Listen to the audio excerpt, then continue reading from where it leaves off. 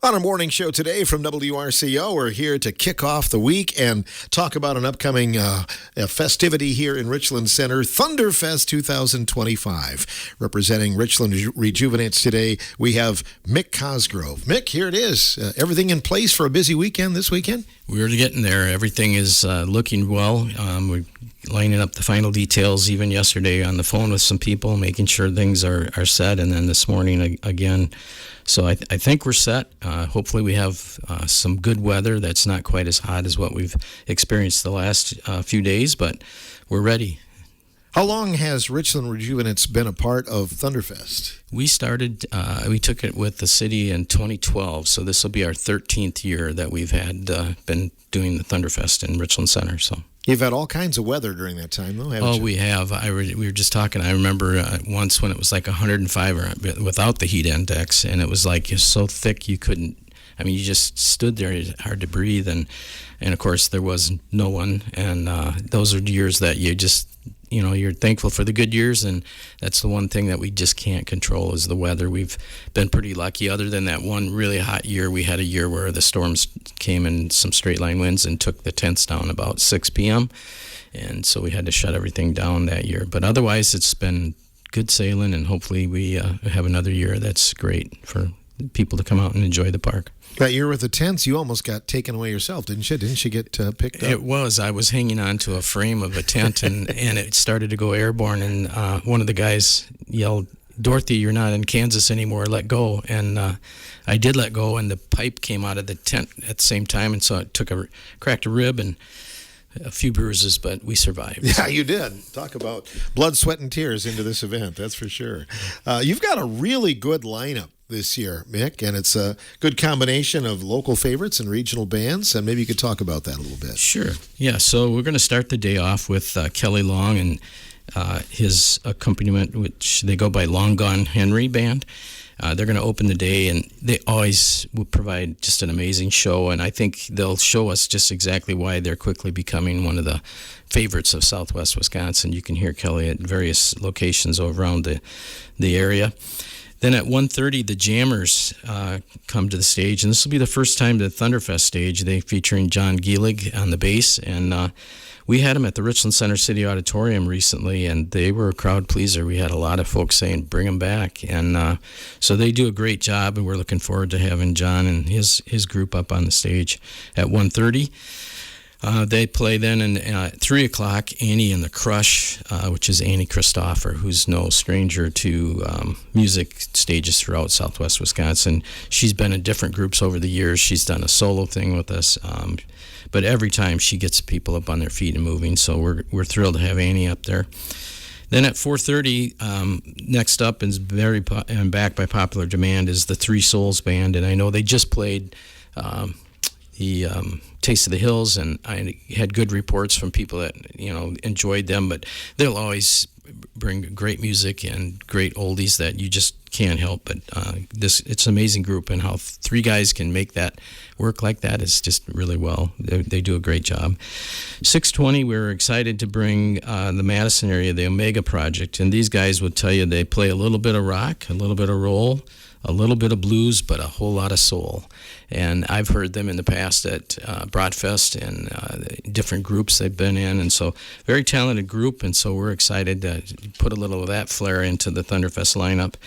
And then at our closer then at 8:10 starts as a headliner. We haven't had them for a few years, but we've had them in the past, and they're no stranger. It's High Mileage, Spanky, Levon Felton, a Richland Center native, and Jesse Peckham, also from Richland Center, and they know how to make the classics come alive on that stage, and they'll take us right to the fireworks then and close the evening. Yeah, that's a great lineup. Some that have been here. The only one that I was not familiar with is the Omega Project, but it sounds like that's going to be a crowd pleaser. Yeah, I think they will be. They do really well, and not the young spring chickens. These guys are I wouldn't say vintage, but they're seasoned musicians, and they've been around in like I said, in different groups and whatever, and so it just gives us a different flair. We really try to not just be all classic rock but to have some country, some blues, some different styles of music that, acoustic set with Kelly and Long Gone Henry, so that we can try to meet everyone's taste for music that way. So. What about setup, Mick? Is it going to be similar to what it's been in the past? It will be. We'll have the stage just off of the diamond, and then the tents, we'll have plenty of tents so that if we have sunlight, you can get out of the tent or out of the sun and sit in. We'll have some tables in there, but you're encouraged to just bring a lawn chair if you'd like to sit out from under the tent or even under the tents. And then we'll have the kids zone, which is sponsored again by the Richland Hospital and Clinics, which we greatly appreciate them being able to make that some good, healthy, clean entertainment for our children. And so we're very thankful for the hospital and clinics partnership there. And they'll have some jump houses, the European bungee jump. And then we've got Meredith Ellsworth, who's been with us for a number of years with M&M Ponies. She's down by Monroe. She'll be back from 1 to 6, and they're bringing a small horse and a couple of different sized ponies, so we can kind of accommodate some different sizes of people. But they typically go nonstop for 5 hours, and there's 3 horses, and they're just kids love it. So we're happy to have them back. Between 1 and 3 o'clock, we've got a clown coming in, and he's been here for a few years with us. He makes balloon animals, does just an amazing job of entertaining, and just, it's just fun for the kids to have that. Our friend Ryan Martin, Magic, will be back, but he won't be there until about 4:45, which is usually about when he's finishing up. So he's got earlier commitments, but he'll be there doing up-close magic. And I love watching people's faces if they've never seen him. And he does a really good job, and he's very good at his craft.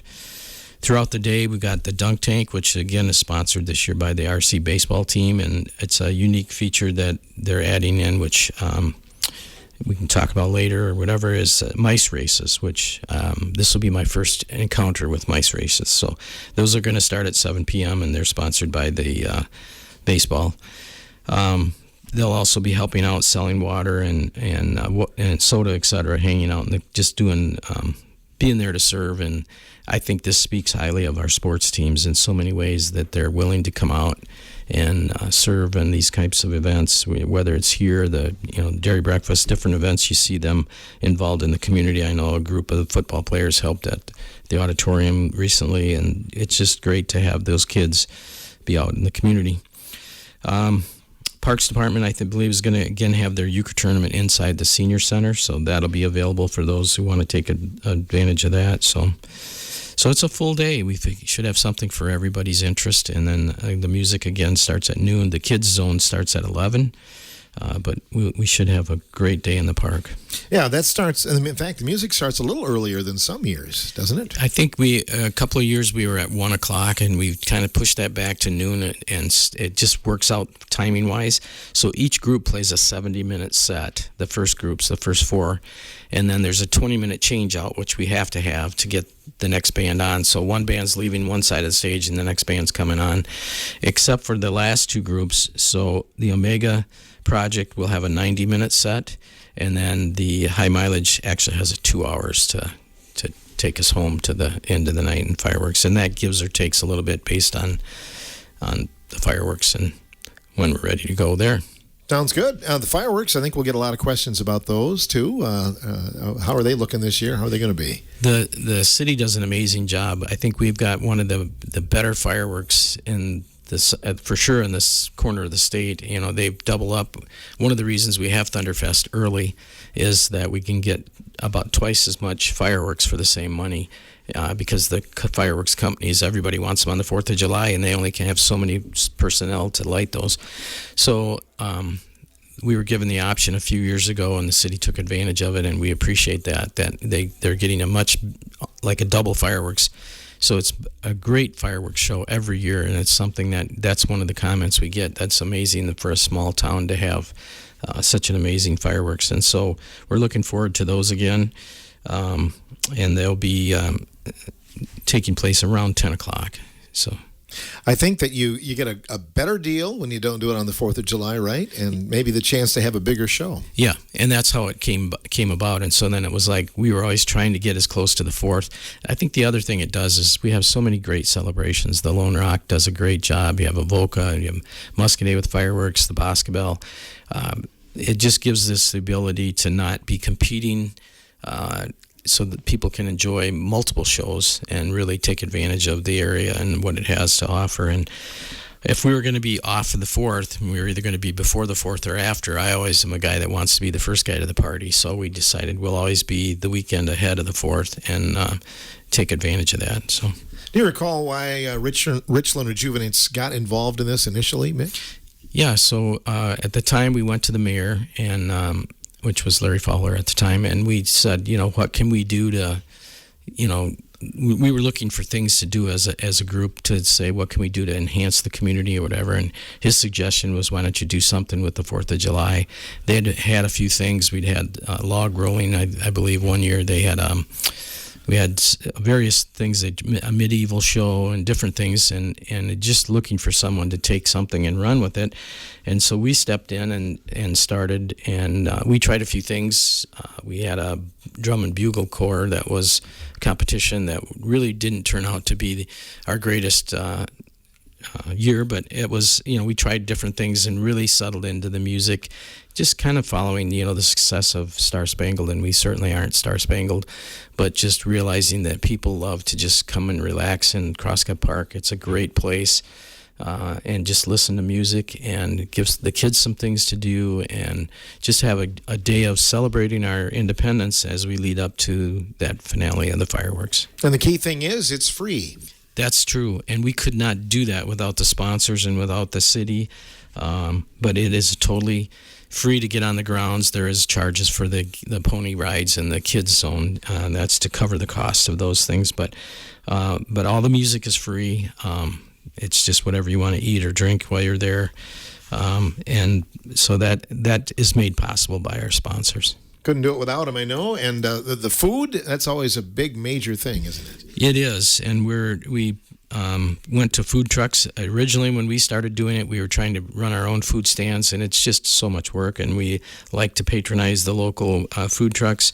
So this year, we've got Lunchbox Express, and they're going to have the traditional festival foods like burgers and brats, and always very quality meats and unbelievable tastes. And then TKO Barbecue from Richland Center, they're a community favorite. They're going to be there this year with some of that great barbecue. RC Tacos will bring their Mexican treats. And then Indian Creek Kettle Corn, Freddie, he's always going to be there, and that's a smell and a taste that you just associate. I think I remember as a kid way back, having popcorn when you were watching the fireworks. And then this year, Sleepy Hollow has a vintage ice cream truck. I don't know if you've got to see that at all. No. And they'll be bringing that, and they actually are handing out ice cream cones. And there won't be a charge for those. They'll have a donation bucket there, and the donations then will go to a nonprofit in the community. And, what a great way to just give back again. And it's an old, restored ice cream truck. I know they were at Mushroom Fest with it, and I think they gave out like 600 and some ice cream. That's awesome. And, of course, the Woodman Aquatic Center will be open that day, too. So. Yes, so if it is warm, the kids can go over there and enjoy that for a while. And then, as I mentioned, the community center will be there so that they'll be cooling if needed, and they're going to have their euchre tournament. So. Mm-hmm. Lots of things going on during Thunderfest. I know the other thing I wanted to ask you about, Mick, as long as you're here, is we've heard a lot of stuff about the auditorium downtown, and it sounds like the seats are all out. Is that the case? That is true. So for the first time ever, if we were going there, we are standing room only. We've always wanted to have a show where we had standing room only, so maybe this is the time. It might get a little long. But yes, we've taken all the seats out. Many of them are being held. We're actually going to be putting them out to market them for sale in groups of 1, 2, or 3. So those are available if anyone's interested and you want to have a little antique piece of Richland Center in your basement or your movie room. And then we're doing, we're just cosmetic repairs and things, some plaster, painting, and things like that. While we're able to have the seats out, we can get the lifts up in there and get some of that work done. And then in early August, we'll start putting the new seats in, and we should be done. We're shooting for mid to late September to have our first event back with comfortable seating, which I think everyone will be looking for. That horsehair padding was just not the most comfortable. How hard was it to get the seats out, Mick? It was really, it went better than I thought, and that I mentioned, the sports teams. The football team came in, and with a crew of construction guys and local volunteers, and they took those things out in less than a day. I mean, it was pretty amazing to see how they, and just the way they're assembled. Once you start on one, you take a side piece, then the seat comes off, and but they helped. It was great, amazing. So kudos to Andy Troxel and the football team and their willingness to give. And and along that line, I know that they're doing their promotion with BuzzBucks right now, and we actually are able to accept that. And so we're doing some fundraising to honor Betty Hayes. We're trying to renovate the auditorium to be called the Betty Hayes School of Dance Auditorium. Betty started teaching and holding dance recitals in the auditorium in 1941. So there was a lot of years. She told me that she put over 10,000 kids across that stage, which makes her, without a doubt, the biggest impact on the live arts in the Richland community. And it's changed so many people that you talk to that they grew up dancing under Betty, and her legacy is it's be tough to overcome that. And she is still with us and sharp, and we wanted to honor her. And then so as part of that, there's some fundraising going on. So you can buy these BuzzBucks for $10. They're immediately worth $20. So if you want to make a donation to honor Betty, you can buy BuzzBucks, and we're happy to redeem them, and you can double your money. So. What is the vision in the future then? Are you looking to have like a wall of fame honoring Betty, or how are you looking at it? Yes, we do. We want to take at least one wall and start with some of the. She's got all programs. She has all pictures. I mean, I was blessed to be able to visit her in her home and in her basement, and she has collected and kept videos and pictures, and just talking with her how they started with an old phonograph and reel-to-reel music and how it's evolved into today. But she's got pictures and programs that list the people and the names, and so we want to get that stuff protected and framed, and then we'll do a wall of fame, kind of a mini Betty Hayes museum is our goal, to make sure that legacy that Betty started in the community carries on. Will you be doing some other fundraisers in the future to try and get that happening? Yes, we actually are Adopt a Seat program. We're getting that kicked off here relatively soon, to where you can actually sponsor a seat as well, and we'll have plaques or little nameplates or whatever. But so you can buy your own seat and then help come and sit and enjoy the shows. And years ago, when we first started the renovation, I went and talked with a gentleman by the name of John Mitby, who the Mitby Theater at MATC in Madison, his family donated that resources. And he said, the first thing you need to do is replace the seats. And I could never grasp how that would factor in, because it's kind of like frosting the cake before you bake the cake. It's the last thing. But he said, you got to make it comfortable for people to come. And that's probably the biggest complaint, if we have complaints, is just when people come to a show, is the seats are so hard. And we've been blessed with, like, Metco and Seats Incorporated have given us booster cushions, which have helped, but we're really looking forward to just having a good, comfortable seat and bringing people into the auditorium. And we've got shows we're lining up. We'll be announcing here soon the next 12 months. So we're also able to book ahead, and people will be able to buy packages of multiple shows and so forth. So I believe that's really exciting. Will there be a little bit more leg room then in the new setup? So even for a short guy like me, sitting in those seats, it's tight. And so we're going to grow from 756 seats total. We'll drop down to around 600 to 620-ish. And you'll have much more leg room. The seats are wider. They're cushions. They're comfortable. It's just, I can't wait to see people in that first show that we have, to be able to enjoy those. So you're going to have a regular circuit then, regular like every month show, or what are you looking at? Yeah, multiples some months.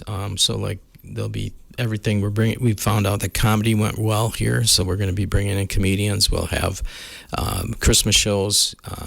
We've already booked an Irish group for next year on St. Pat's weekend. Just trying to really factor in, and then we'll be able to put it all together, and you'll be able to see here's what's coming and how it fits into other schedules, so that we can hopefully make it much more attainable to fill that place up. When you're selling the old seats as a fundraiser too, can you guarantee that Houdini or somebody famous sat in them back in the day?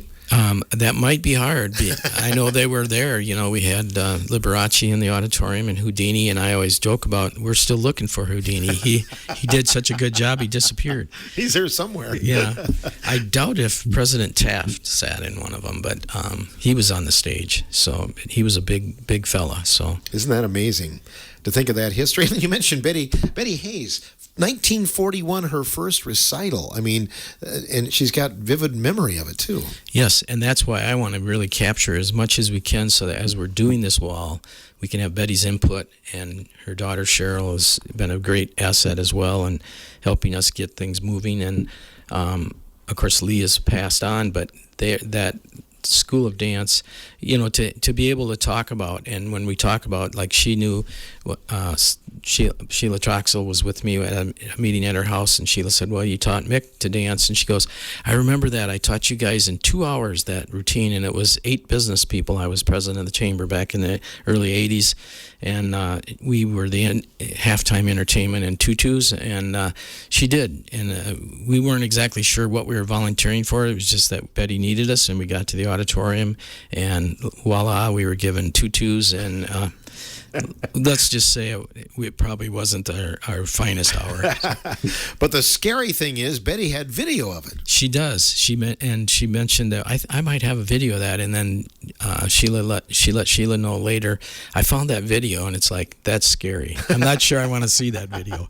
Maybe it's on beta or VHS, and nobody has the ability to play it. Oh well, that's really something to look forward to. We look forward to the progress report on the auditorium and everything, and I think that's going to go really well then. And I know that they're having some ideas of maybe doing more films and things like that as well. Yes, we found that the silent movies, and we're not turning it into a theater or anything. We're very grateful for Tony and the theater, but what we did was silent films and older ones, and we have the ability. We have a commercial projector there to show those, and it was fun. I wasn't sure what to expect, and I had a relative that talked about they used to go to one of the feed mills in Viola on Friday nights. They'd show silent movies, and so there was a diverse group of people, young and old, that came to that, and so we're going to do some more of those, like occasional silent movies and or older classic things like that. That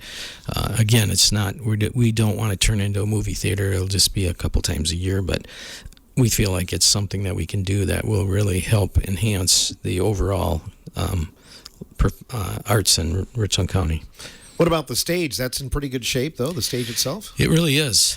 It's been resurfaced a few times, painted different, I think for the different shows they do a lot of work there, but it's solid. It's very solid, and so we're happy about that. And dressing rooms have been gradually being redone by the the Performing Arts Council. Have been working there. Dwayne and Welty, Kent Adsid and Dave Roberts have been doing a really good job of, sprucing those things up. We put down new flooring in some of them, and so we're just trying to make it much more usable and user-friendly so that we can go ahead and move forward with these extra events. After the seats are done and in place, what's the next big project then? I think we're still looking at, we have doors and windows and tuck pointing outside to do, but we decided to move in and make it more comfortable to try to answer that response to the public saying, I love these shows, but man, it's just hard to sit here for, 2 hours or an hour and a half or whatever. And so basically trying to, and then a great opportunity came along and timing wise and the seats. And so, and it happened to coincide with our desire to, renovate and make this the Betty Hayes. So it kind of all just came together as like it was meant to be. So Good. Hopefully we can bring Betty back to the morning show studio. She was here a year ago, and so it'd be nice to have her back. That would be great. I hear some of those stories specific to the auditorium. I would love that. You have a great lineup this week at Thunderfest, and you've got kind of a waiting list, don't you, of bands that want to play there? We do. I developed a list. I actually have a list of about 400 groups from Southwest Wisconsin when I used to help with Broadfest in Madison with Andy Davis and our Madison office. And so we've got different groups. We still try to answer the if a group's been there like High Mileage, it's been I think 3 years since they've been here, but somebody like that, we try to have them once, maybe twice, and then for sure we take them out of the lineup for a few years and bring in some new groups. So, but we have people calling all the time. We have had a couple that reached out late this year and asked if they could be a part of it. So we'll try to work those in the very near future. People should bring lawn chairs if they want to sit out in the field there? Yes, that would be ideal. The other chairs, there's a couple of benches that the parks provides, but there's only 2 or 3 of those, and then it'd be picnic tables otherwise. So if you just bring a comfortable lawn chair, you can put it under the tent, or you can be out in the sunlight if the weather allows. So. When does setup start, Mick? We'll start setting up tents on Thursday afternoon, and then Friday all day is a busy day, early till late. The stage comes Friday morning, usually about 7:30, with everything ideally in place by the end of the day Friday, and then just a few touch-up things Saturday morning, like filling the dunk tank, etc.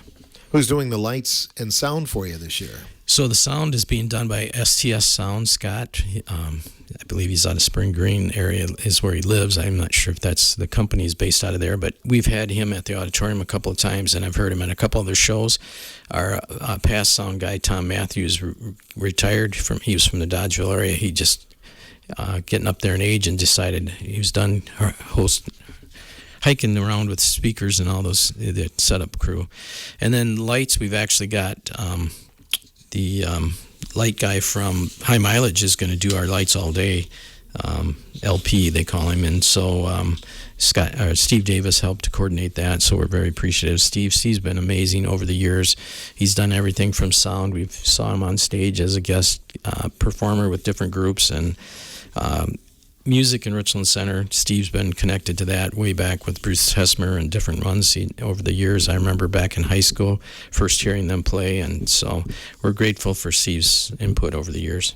Can you get some volunteer help? If people can you spare a few minutes, can they help out? Sure. My number is 604-7022. Give me a call. We'd love to have the help. There's all kinds of things from just putting up banners to moving muscle type things, but various things. We'd love to have any volunteers that we could get. Do you have regular shifts then? People that are tending bar and everything else? Yes, we do. We got. Of course, Shelley Stibbe's been there for years. My brother John has been there, but it won't be this year. He's got a previous engagement. So, but we've got different folks, and typically in like a 4-hour type of rotation, and the same with the kids zone ticket sellers and those kinds of things. And then the baseball team, is selling the soda and water again for us, and so that covers that part of it. Where and we keep those separate so that. We can isolate the alcohol with sales and manage that well, and we've done very well with that. We've never had an issue in the years. We've never had anything major that way or any problems, and so we're proud of that, and we hope to continue that to make it a safe event for families. We'll hope and pray for good weather for you as well, Mick. Yeah, that'd be great. If we could, I'd like to mention our sponsors if we have time. Do you have time? Yeah. Yeah, so our 2025 sponsors, and again, this wouldn't happen without these. So if you see these folks, please say thank you to them. And so Schmidt Farms, Randy and Shelley Schmitz are a longtime supporter, and so we're grateful for them. Jones Chevrolet, Mile Bluff Medical Clinic, the Richland Locker, Genuine Telcom, Westby Co-op Credit Union, Edward Jones, Katie and Kevin, they've been multi-year supporters, Tri-State Basement Repair. I mentioned the Richland Hospital and Clinics do the Kids Zone, and so we're grateful for that. We've got the Shopping News, Miller Electric, Capital Wealth Advisory Group, Advanced Well and Pump, Rotary, WRCO, and Civic Media, and we're grateful for the support that we get here. Richland Electric Co-op, Walmart is a huge supporter. Family Thrift Store, BL Signs, Schreiber Foods is another one of our major supporters. Added Touch Floral, Bard Materials, some group called Heartland Christmas Trees, Fuller's Milker Center, Richland Mobile Mart, Goodwill of Southwest Wisconsin, Philback Ford, Culligan, Rockwell Automation joins us this year. We're thrilled to have Rockwell. Leo's Lawn Care, Napa of Richland Center, Napa of Boscobel, Wallace Cooper and Elliott, Mr. G's Outlet, the Village Pump, the Richland Observer, Subway of Richland Center, Richland County Bank, and then the Greater Richland Area Tourism and the Chamber there just help promote, and so we're grateful for that. And I would be remiss if I didn't say the City of Richland Center and the City Parks Department, because they really do a fine job of providing a venue and hosting us every year. And so we're just thrilled. So you can see it's a big list, and it's what makes it happen is the support that the community allows us to do this year after year. No doubt. It's a great celebration of the area, and fireworks will culminate that on Saturday night. Keep us posted. We can certainly make announcements here if we have to, but otherwise full speed ahead, right? Yes. Indeed. Thanks for all you do, Mick. Thank you. And coming up, we're going to learn about mice racing. Did you know about that? Well, I'm excited to watch it myself. I'm not exactly even sure how but the baseball team is bringing it, and I want to learn more about it. Yes, because you never know when you might have a spare mouse, and I actually had somebody ask if they could bring their pet mouse to race, and I'm like, I'm not sure if it works that way or not. So no ringers. No, I think they're Chris Clerkin will tell us about that coming up here on the morning show. But we appreciate it, Mick. Have a good weekend. Thanks. You too, bet. Phil. Mick Cosgrove from Richland Rejuvenates here on WRCO's Morning Show.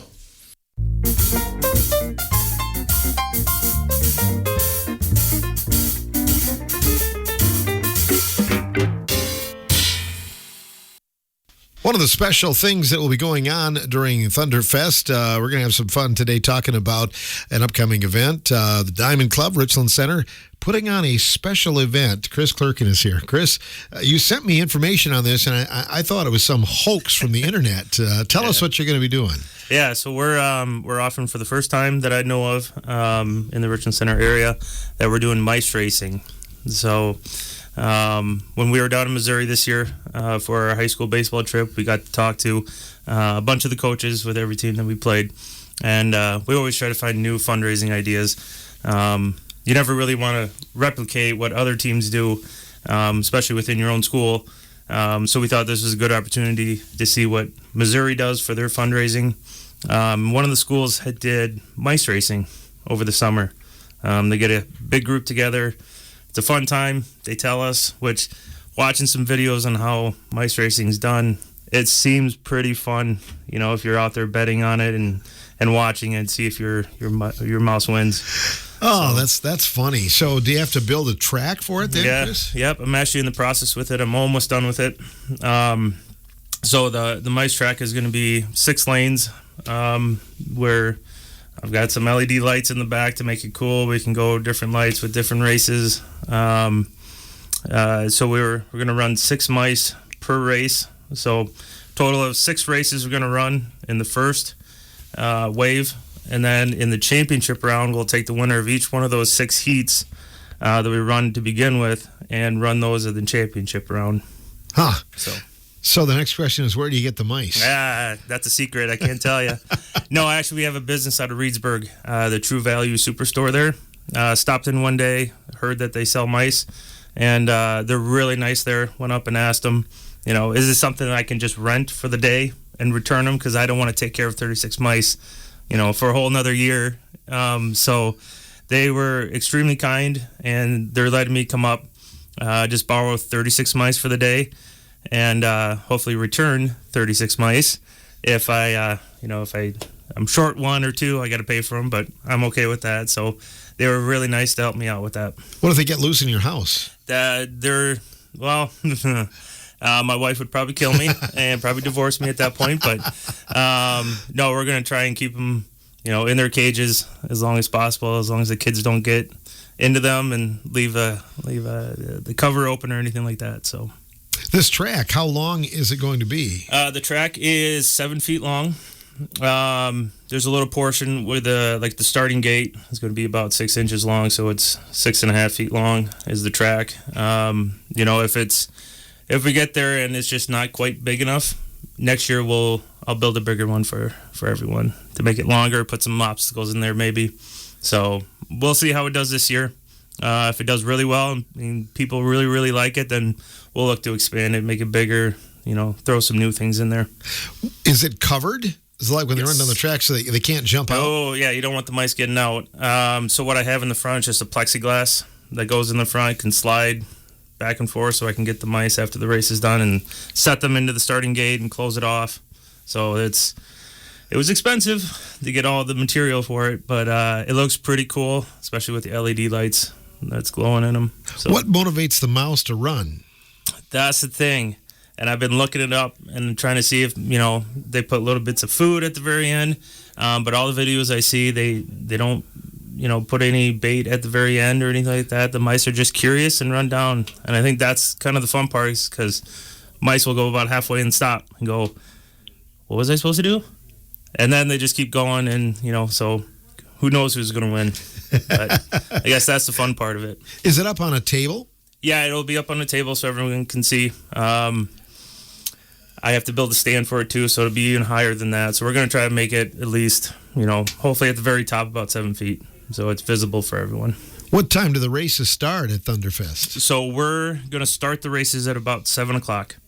We'll be up there earlier, setting up, pulling people in. We're right in between the soda tent and the beer tent.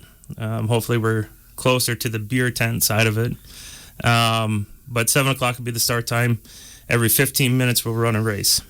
So it gives us time to have our volunteers that we're going to have out there to bring people in, place bets. But then we also need time to pay out the bets on the winners.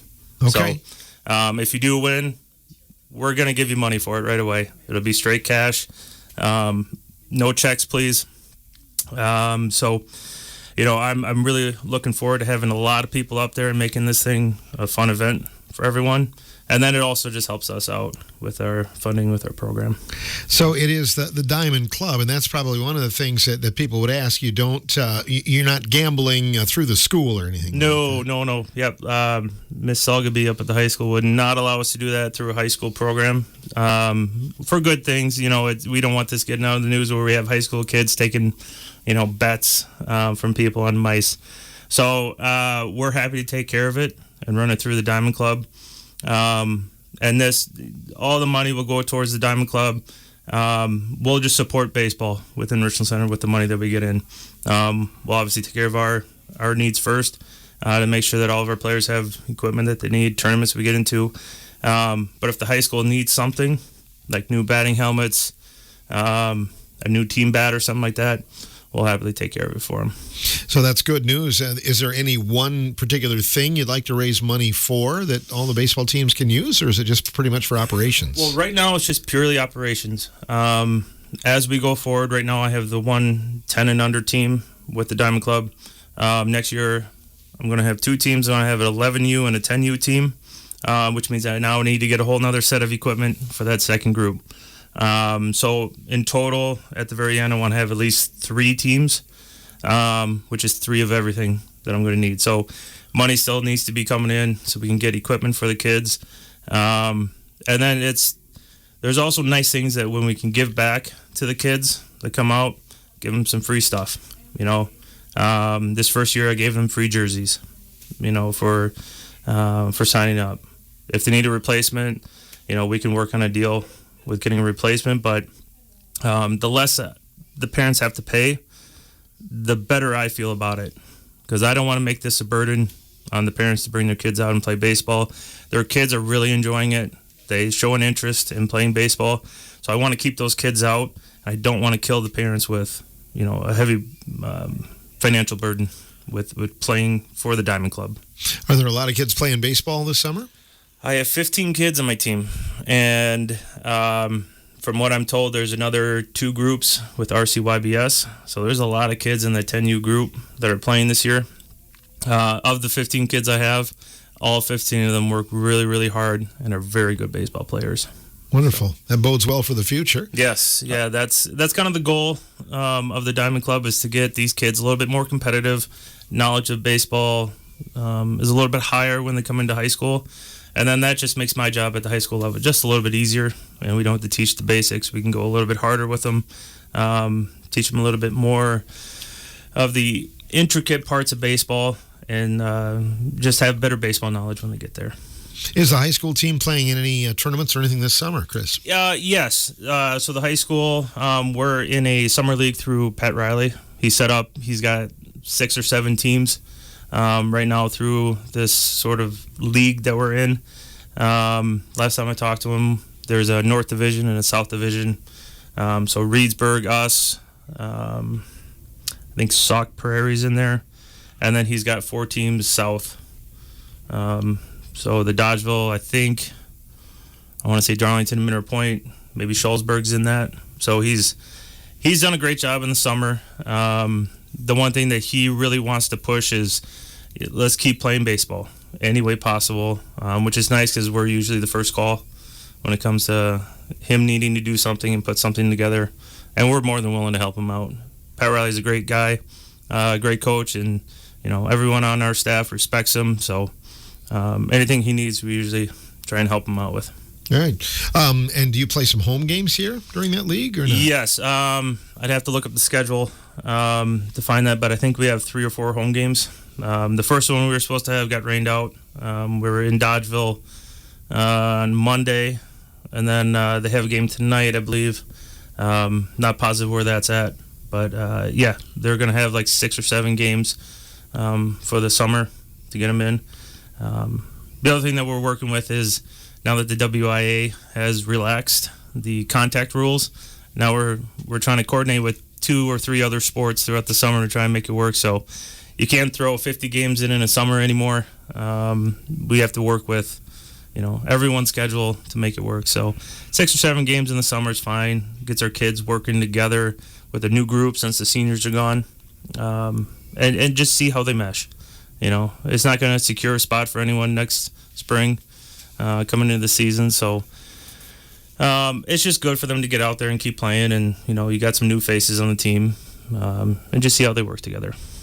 Is this the only event you have coming up during Centerfest for fundraisers, or are you doing anything else? Right now, yes. That's the only real fundraiser that I'm going to be doing.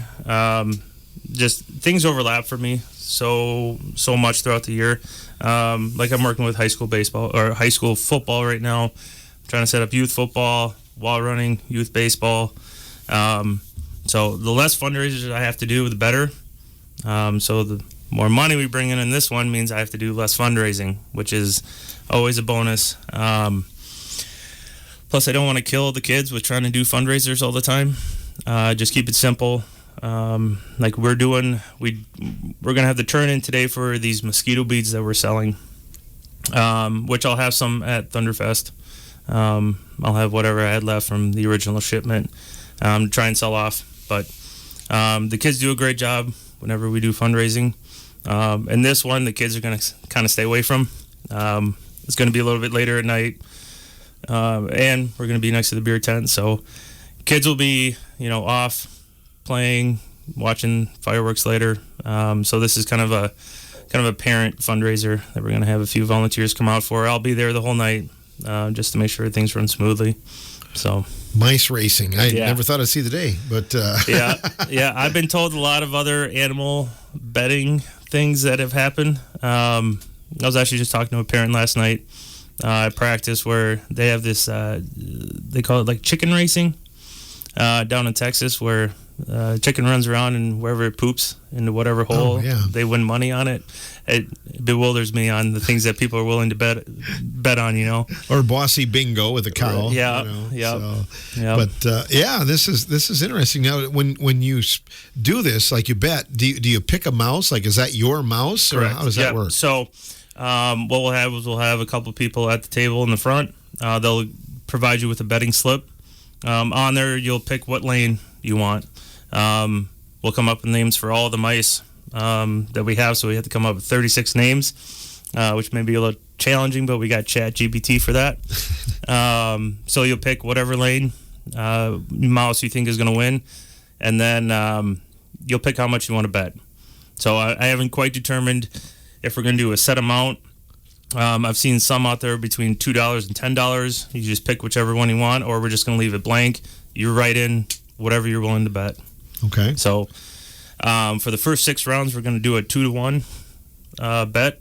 So whatever you make, you're going to double your money if you're the winning mouse. So for the championship round, I haven't determined quite yet how much we're going to go, but it'll probably be a little bit more than a 2-to-1 odds. Oh, yeah, it should be. So, yeah.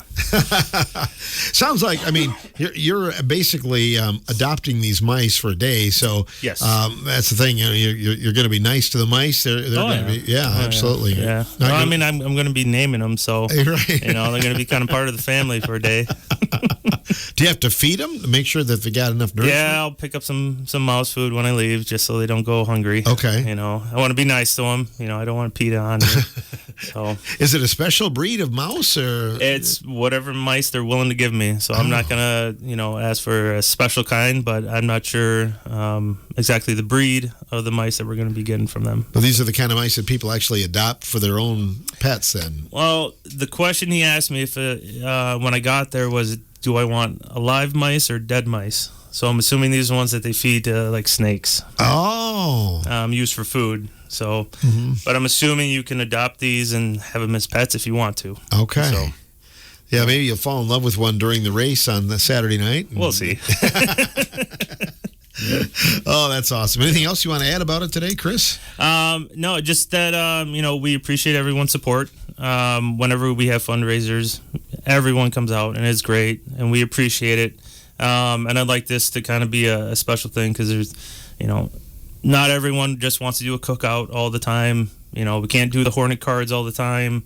Calendar raffles you can't do all the time. So this is something new and I'd like to see, it's going to be a lot of fun and hopefully we can keep this thing going year after year. Right. Mice racing. Yes. Is there any other special title for it? Like I haven't really seen a special title for it. But you got time to come up with something probably. yeah, I could probably come up with something. Yeah, we'll see. So, Well, good luck. Sounds like a lot of fun. All right, thank you. Chris Kirkin joining us here on WRCO Radio. And check that out. That's one of the many things going on at this year's Thunderfest in Richland Center at Crosscup Park on Saturday night, June 28th.